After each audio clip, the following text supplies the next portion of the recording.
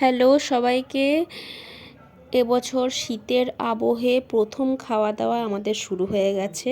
মানে প্রতি বছরই শীতকাল এলেই সেই কী খাবো এরকম একটা ভাব হয়। তো গতকাল রাত্রেবেলায় আমাদের ডিনারে মুগ ডালের পুরি করা হয়েছিল, সঙ্গে ছিল আলুর তরকারি আর মিষ্টি। তো কী করে করছি সেটা হালকাভাবে একটু বলে দিচ্ছি, সবাই জানে মোটামুটি। তো মুগ ডালটাকে চিনি নুন দিয়ে সেদ্ধ করে নিয়ে তার মধ্যে জিরে মৌরিটাকে কড়াইয়ে হালকা করে ভেজে নিয়ে গুঁড়ো করে এই মুগ ডালের পেস্টটার মধ্যে দিতে হবে, সঙ্গে আদা বাটা থাকবে। এটা দিয়ে ভালো করে মেখে নিয়ে গোল গোল করে বানিয়ে নিতে হবে। তারপর ময়দা যেরকমভাবে মাখে ওটা কিছু বলবার নেই। তো ময়দার একটা লেচির মধ্যে পুরটা দিয়ে পাকিয়ে নিয়ে লুচি বেলে সেটা কড়াইয়ে ভেজে নিয়েছি।